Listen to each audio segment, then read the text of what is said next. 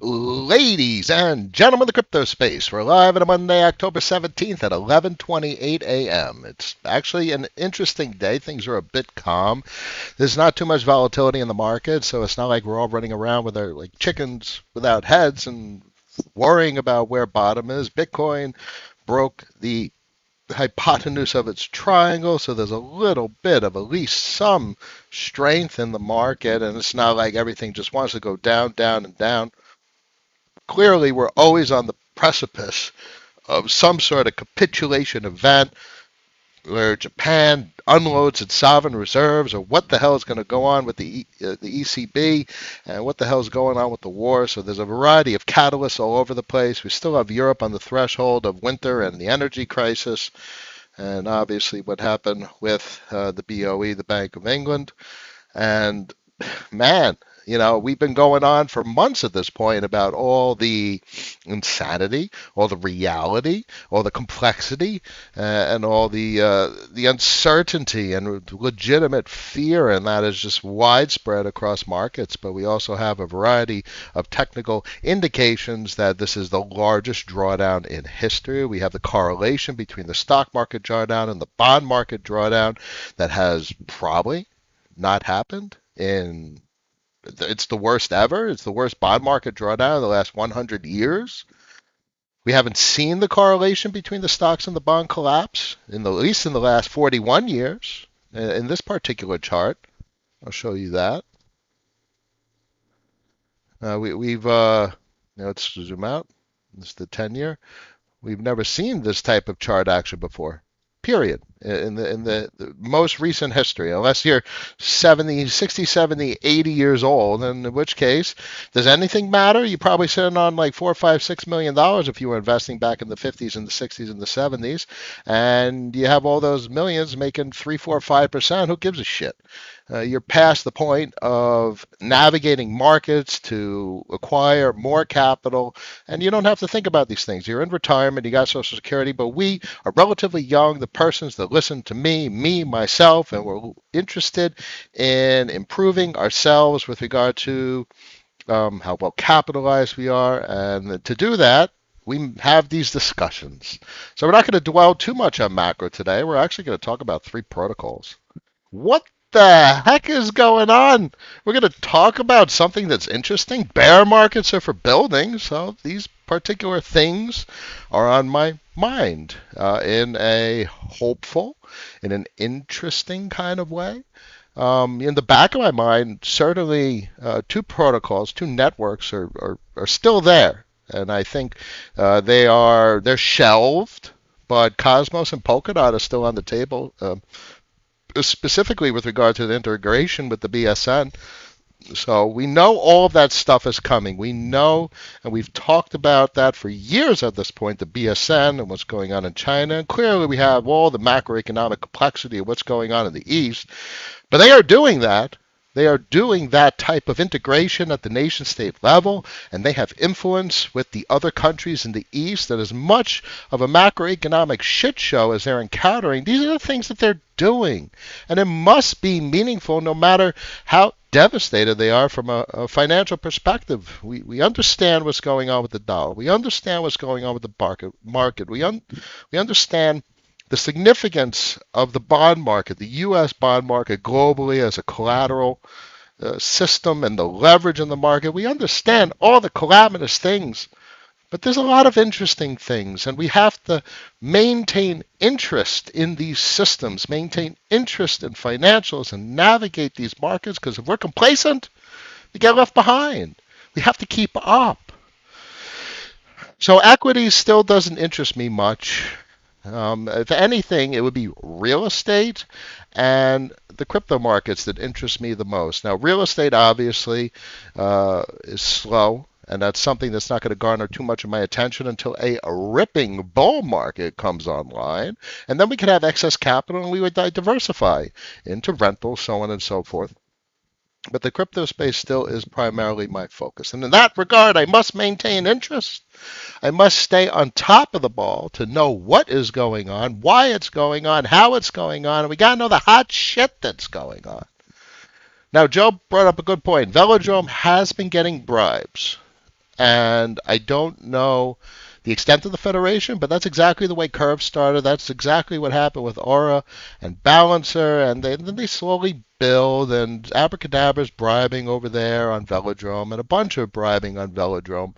Now, there's probably, for me personally, subjectively, um, don't go all in, don't spread too thin. I don't want exposure necessarily just to optimism. So there's a couple of other things that catch my fancy more. So, we're talking about protocols. So that is interesting to see that it is stabilizing, that there is cash flow coming in because the bribes are what is going to put in the bottom in the price point of Velo. Now, Velo is obviously a fork of solidly, and we have mixed emotions, mixed feelings about the absolute catastrophe that Andre unleashed with his test and prod deployment.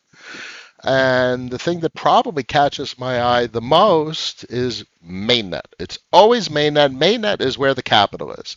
Now, obviously, you could dabble and play on optimism and arbitrum and what's going to happen with ZK Sync. These are all very interesting playgrounds. You could execute lots of transactions because everything's so cheap. But mainnet is where the real large capital is. That's where the volume is. That's where the volume is going through Ethereum USDC on Uniswap, and albeit that's not necessarily a very safe or lucrative place to deploy capital. We've talked about LPing. We've gotten so desperate in many regards in our conversation. You all probably agree with that sentiment that we're stretching and we're searching for something, some sort of alpha in this market, something not only to just remain interested in the market, but something to actually engage with that's lucrative given how much devastation there's been in the cash flow through the protocols. Now, one quick glimpse, let's look at the liquidity in the space, and then we'll look at three protocols that are catching my eye. Stables overview. $147 billion. So liquidity is still draining, 7-day down, 1.16%. I'd like to see just USDC. I wish I could see USDC on the weekly. That's unfortunate. Yeah, circulating. So it's steadily decreasing. Now, it's not like a capitulation. It's not like it's an absolute collapse of liquidity through the system. It's a slow drain.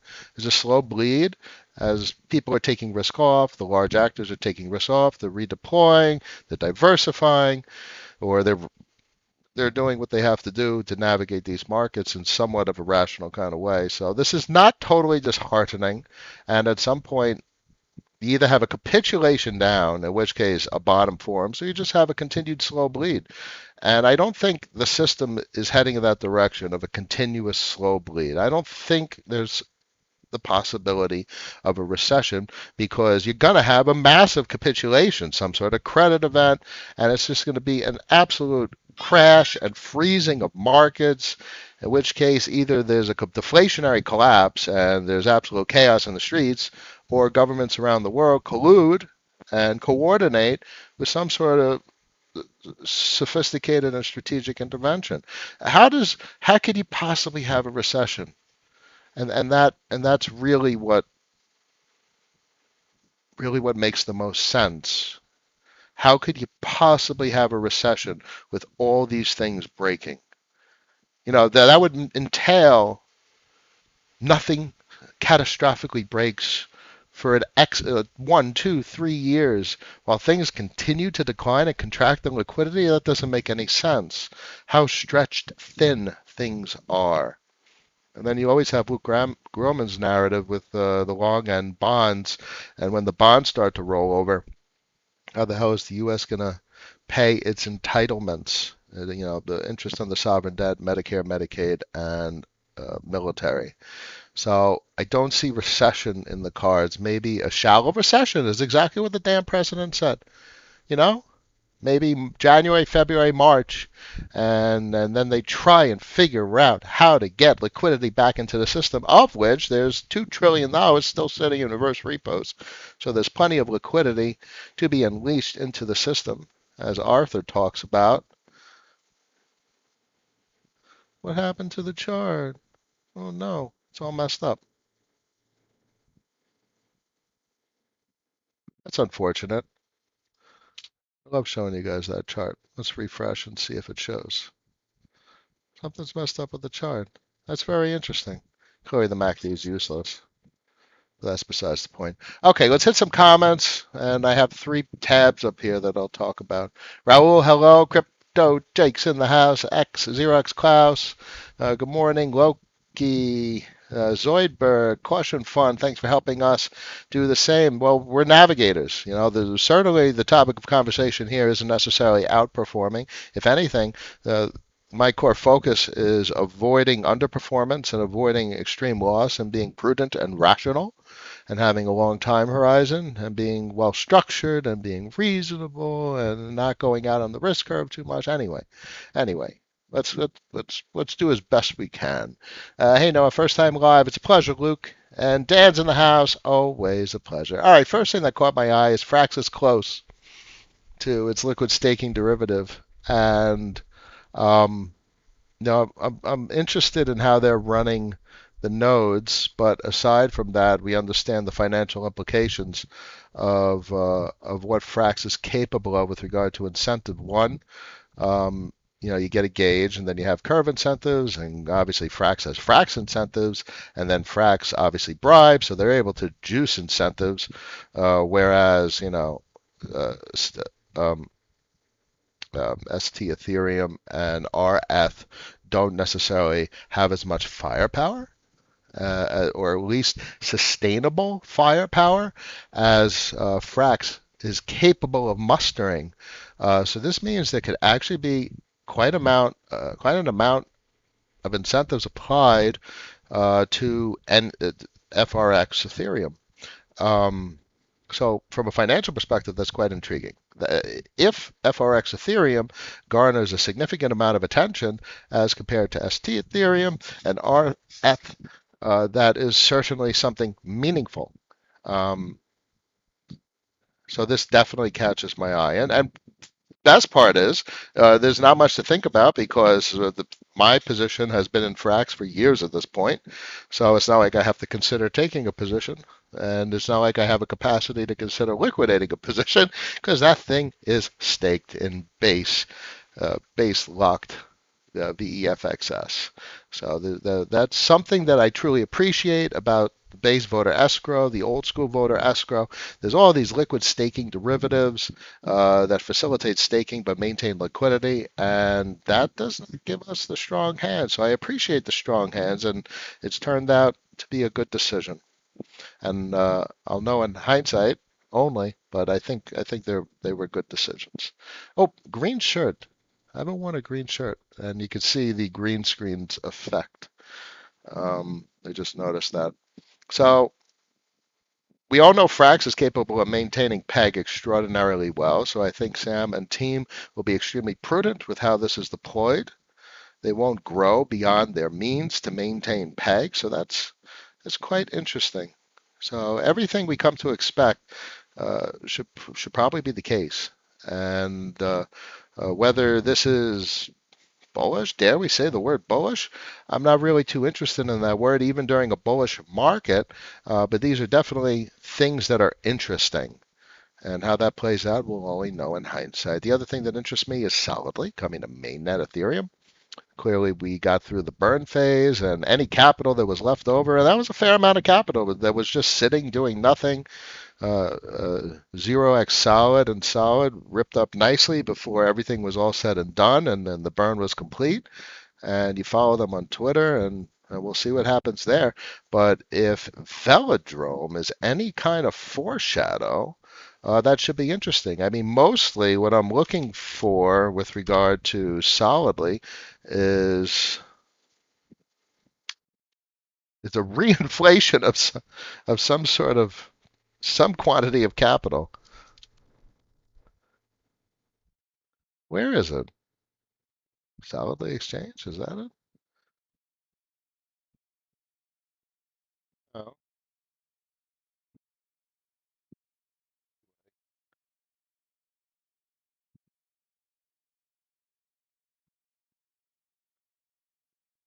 Anyway, point being, I'm looking forward to some sort of reinflation to some of that capital because obviously that was an absolute catastrophe of what Andre unleashed, and that'll be nice to see. So that's on the table, that's coming.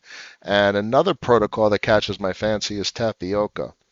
Not launched, and obviously max spec, out on the risk curve. We have no idea. There's no history, but that's the nature of venture capital. I mean, that's what you all do in this space. You're analyzing and deciding whether you're going to deploy capital or not. But what's pertinent, aside from each of our individual responsibilities with regard to deploying capital, is understanding at least what they're presenting from a documentation standpoint. And everything that I see from a documentation standpoint is quite extraordinary. Now, if you go over to my profile, I have my narratives for 2022 that I posted in December of 2021. Now, it is what it is. Seamless cross-chain interop. Look what we got with layer 0. Disintermediated protocol managed arbitrage, cross-chain liquidity provisioning, MEV mitigation and capture systems. Yeah, you guys see what Flashbots has done and what oh my God, Manifold Finance has done, and the narrative of MEV mitigation. These narratives were way before any of those systems really came online hot. How many people knew about Flashbots back in December of 21? So it looks like I really nailed some of these narratives. Now, protocol managed arbitrage, that's like Ring and frankly, Tapioca. So seamless cross-chain interop is really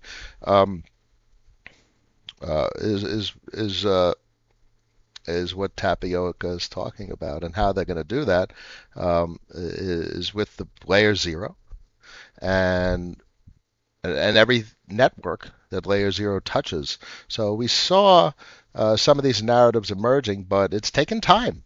And it's quite refreshing to see that they were pretty obvious, and maybe that's why the narratives have emerged as potentially very meaningful parts of the system, because they were sorely needed components that were lacking back then. Now, widespread deployment and iteration of the current monetary policy, that is a vague statement, because it's not really the current monetary policy. It's not really voter escrow, but it's the notion of federation, really, that I think I was trying to get at. And I think that has proven to be the case. Back in December, there was no Aura balancer.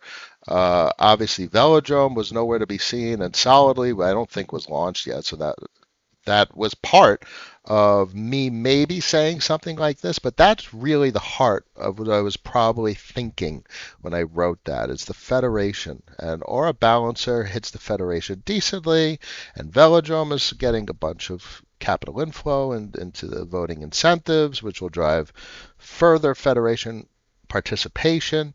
Solidly is coming to mainnet, and frankly, this protocol is very interesting in that regard, particularly because incentives, there's one protocol that did incentives in a very unique way, and that was fixed forex.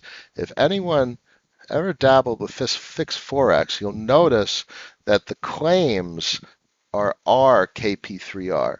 They're options. So you have to buy them, but you're going to buy them at a discount. So obviously you're getting that kind of return. It's worth 1,129 if I claim that, but I have to buy it for about 1,129. So I'm getting 2,260, which is this return right here, but I have to pay. So that means every incentive that they give, this protocol is accumulating treasury, and it allows the protocol to build POL, protocol on liquidity. So that's something that Tapioca talks about, is incentives using options, and based on time locks, you could have different degrees of discount.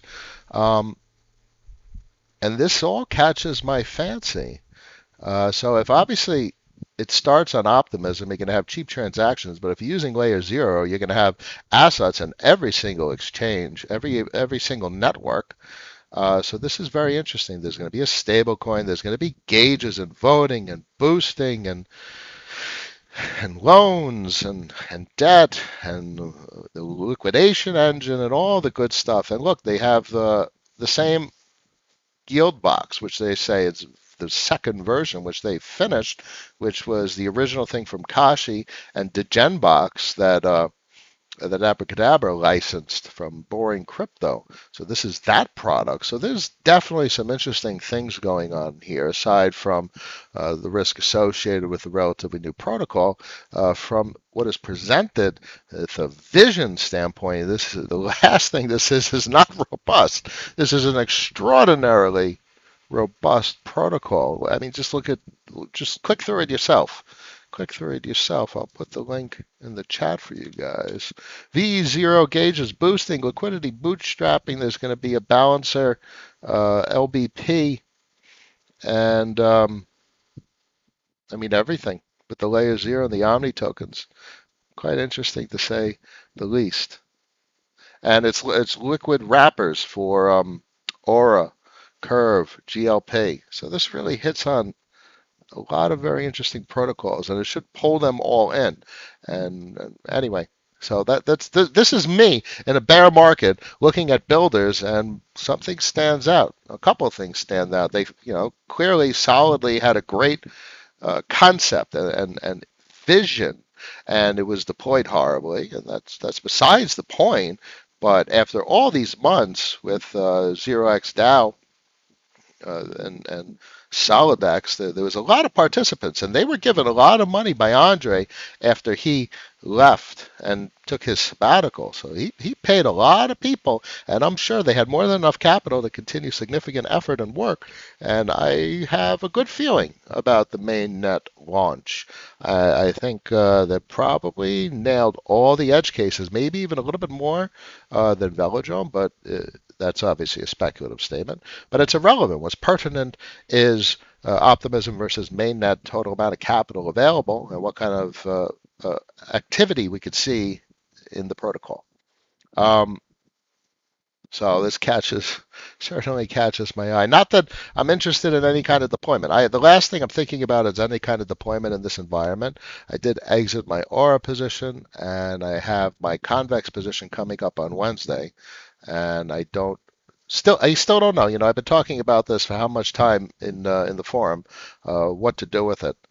I still don't know, because obviously the chart is looking a little decent right about now. That was a nice breach of the 50 SMA on the 4-hour.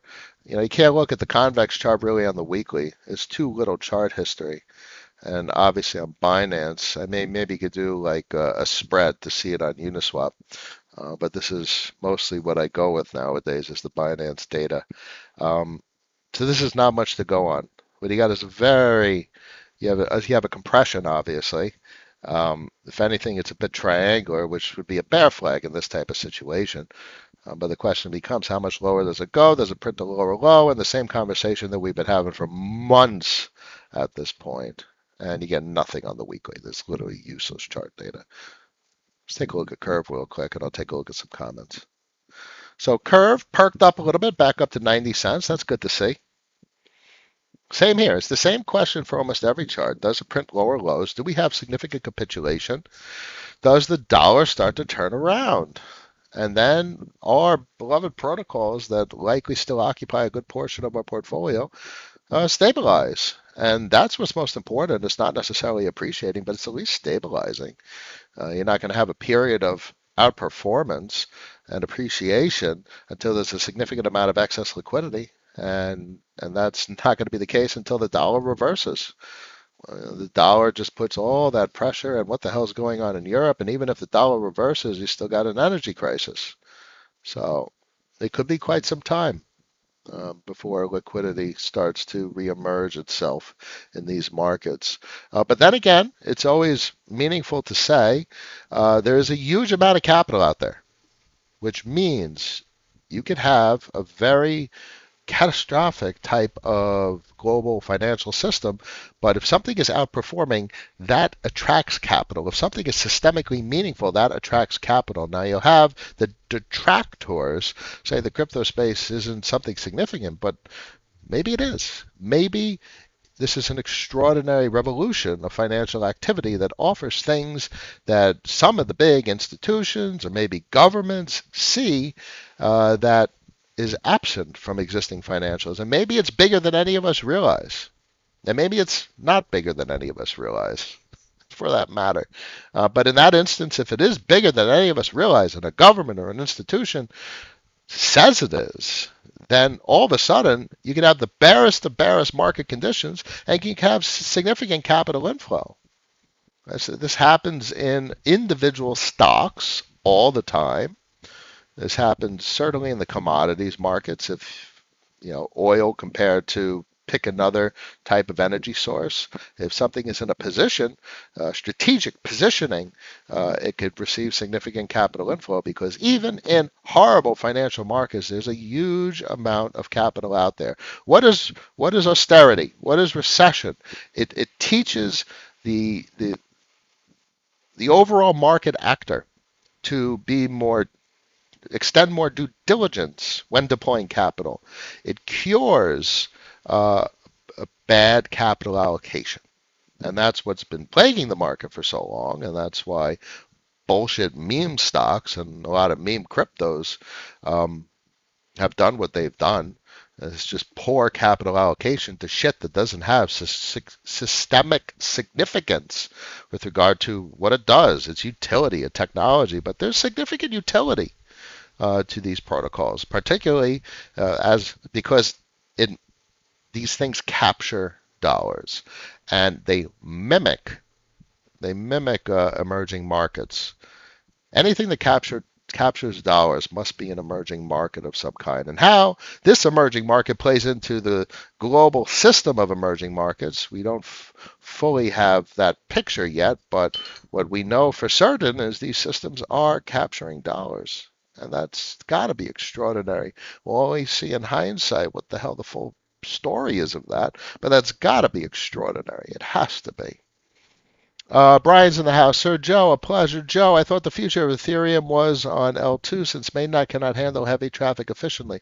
Mainnet is everything, and it handles traffic extraordinarily well. When there's a large amount of traffic, gas fees go up, which decreases the incentive to execute a transaction. It disincentivizes executing a transaction. So mainnet, much like Bitcoin maximalists will talk about how the adaptive hash rate of Bitcoin cures a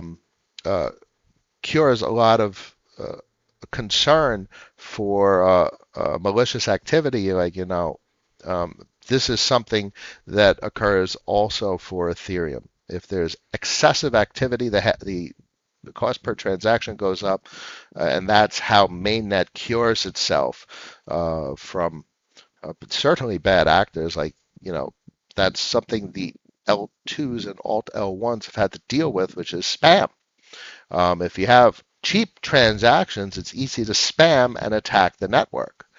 And that's exactly something that is cured by the cost of executing transactions on mainnet. Now, we had 1-2 Gwei.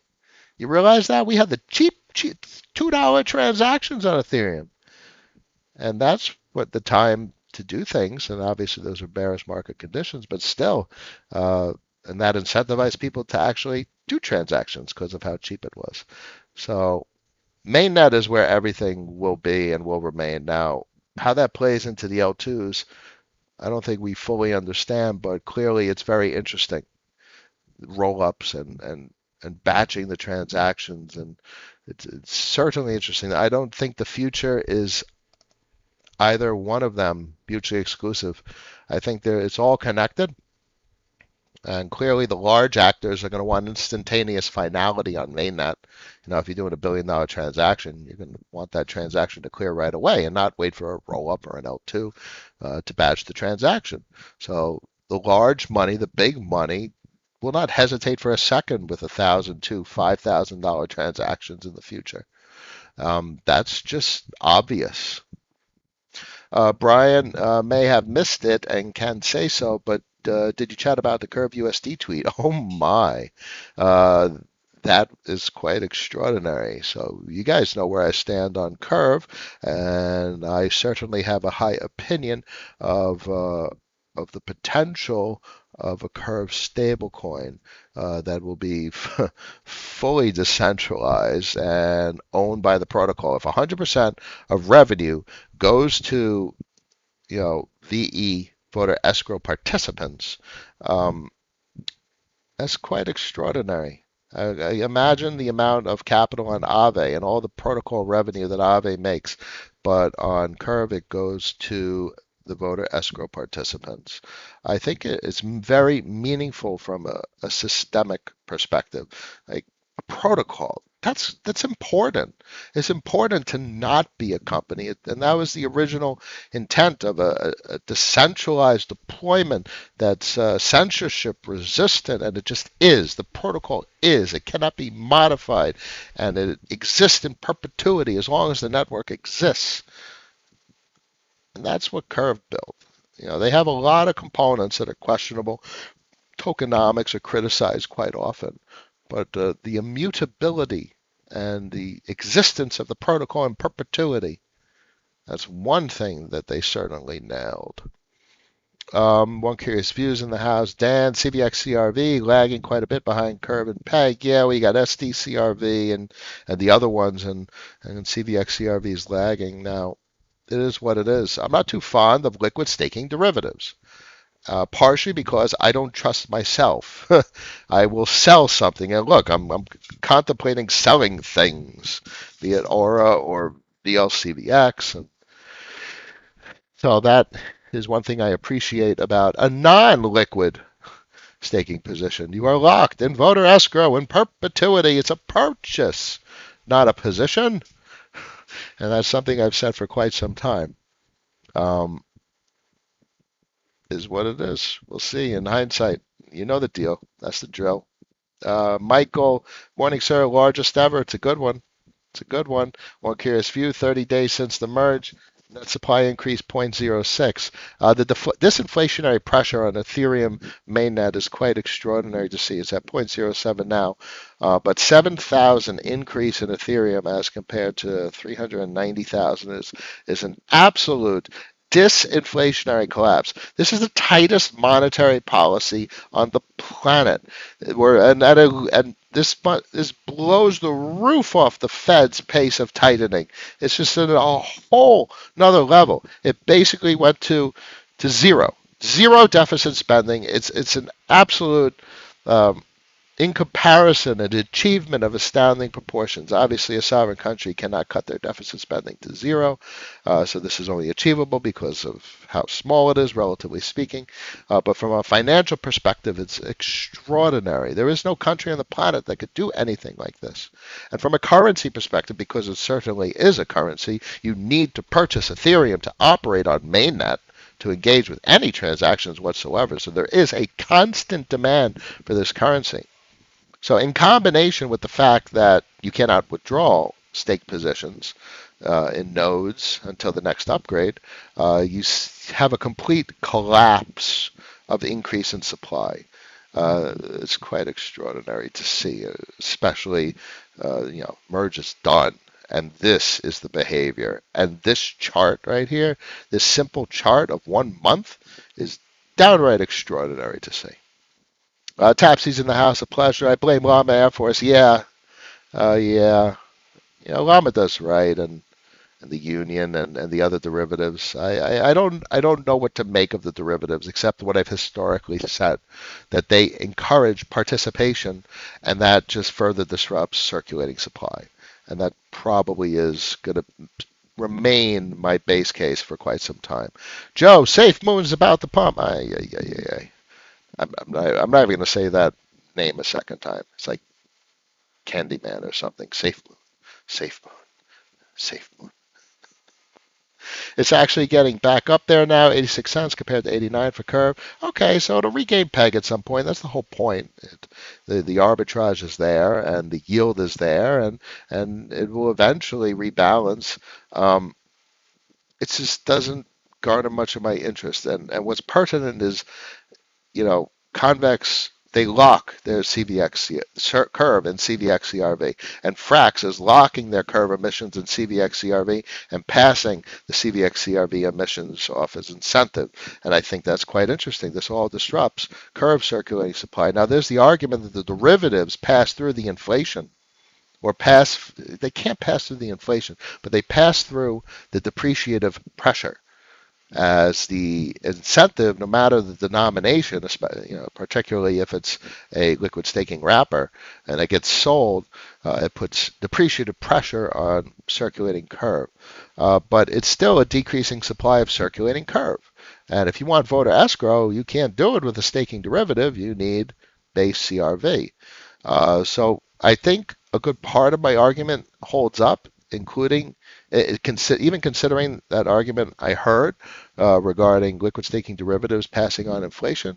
I don't think it's as clean cut as folks may think, because circulating supply is still significantly down, even if the liquid staking derivative is there. And yes, I agree that it passes on the depreciative pressure, but not the inflation. Hilda's in the house. Always a pleasure. Dan, around where would you look to buy Aura again? I'm taking a tetranode stance on Aura. Off the radar completely. It does exactly what Curve does. And that's kind of the same thing with all the protocols. Velodrome, Solidly. All roads lead back to Curve.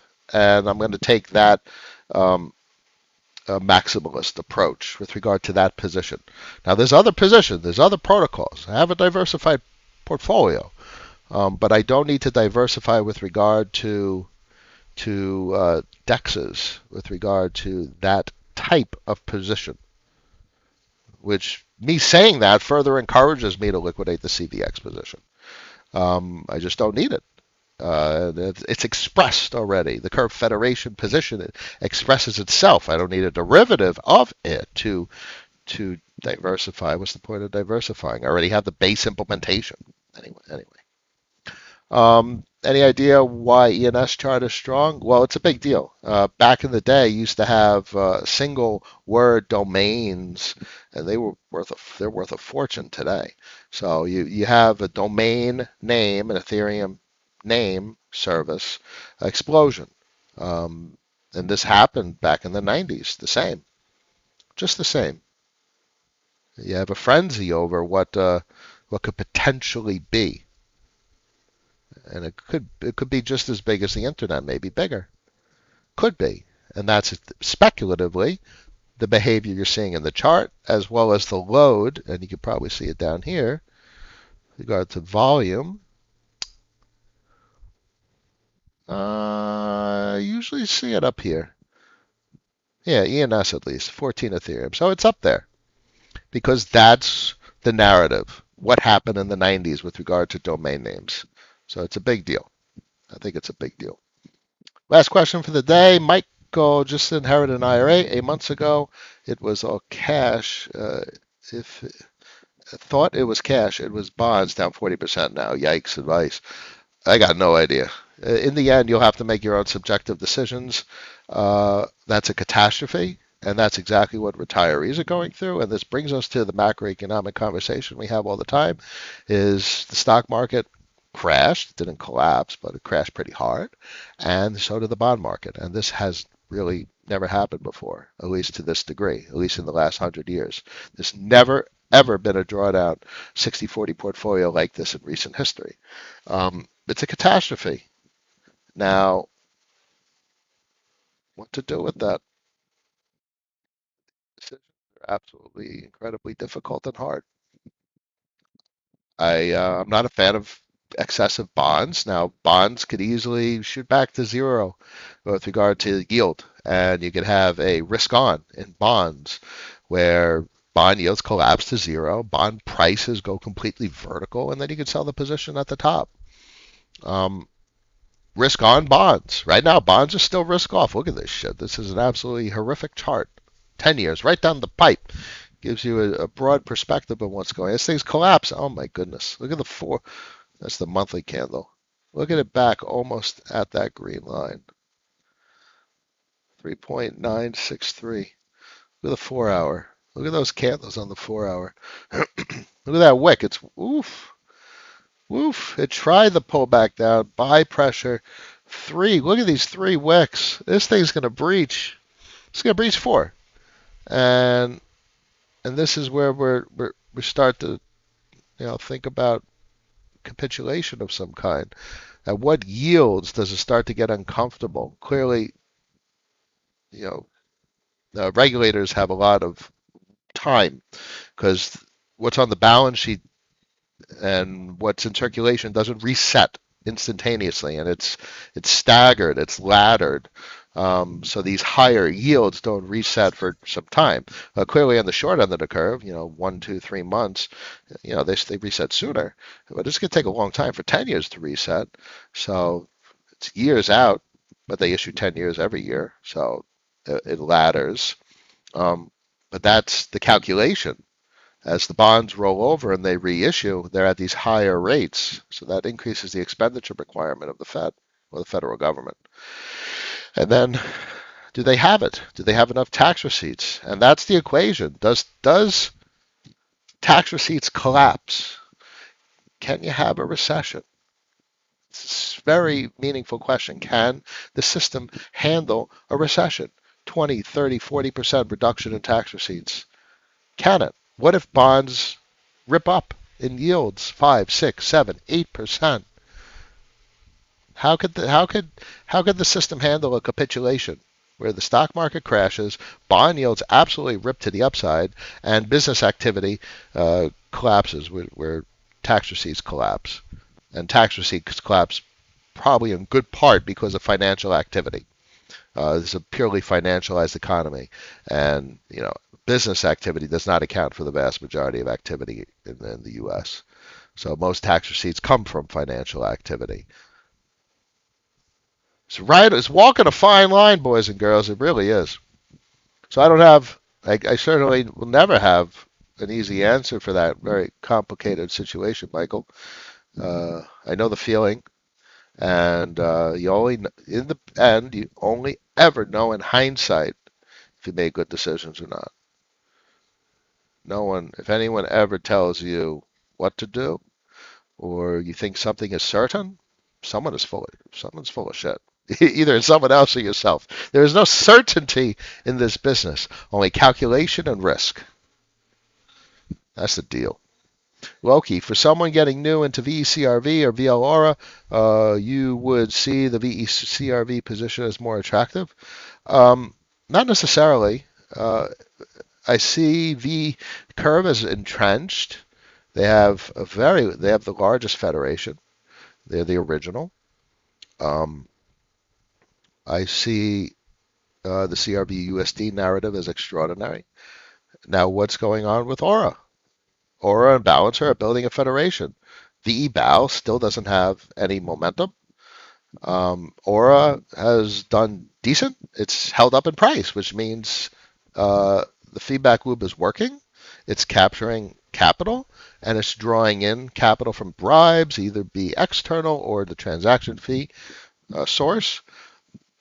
So this obviously that's increasingly speculative how well the federation does as compared to the original. That's meaningful. So this is about risk curve. How disintermediated and how decentralized is Aura and Balancer? We have a good sense of how incredibly decentralized Curve is. It's very, very censorship resistant. Maybe that's a consideration. There could be larger upside to Aura. I often say it to folks that I don't expect significant upside to Curve, and I'm okay with that because what I want is stabilization and revenue. I don't want appreciation. I don't care about appreciation. My primary position is base VECRV, which is not liquidatable. No one in their right mind is going to take a VECRV position and let it decrease in vote lock over 4 years to zero. No one does that. It was a purchase. It'll in perpetuity, you're increasing the vote lock to 4 years. So these are major considerations. VL Aura only has a 4-month lock, whereas VECRV has a 4-year lock. You're, for all practical purposes, VECRV is a purchase. It's not a position. So these are some significant considerations, and the last person that'll have the answers is myself. But these are the arguments. This is the rationale. These are the questions to ask of others and yourself as you make these extraordinarily difficult and life-changing decisions that could either do well, make money, or lose money. Certainly isn't easy. Really grateful for your insight in the bond situation also. You're very welcome. So this is all about rationality and trying to never. I can't tell anyone what to do. I have no idea what to do. I'm the first person to say I have no idea what to do. All I know is the conversation to be had, the rationale to use. You focus on logic. You focus on data. You're data dependent, and you try and be prudent and reasonable. And that's why I say you have X amount of capital for X amount of months. You protect your capital. You protect it for yourself and your family, and you allocate capital to grow and outperform, and the pizza shop narrative and all that fun stuff we talk about, because that is the holy grail. The holy grail of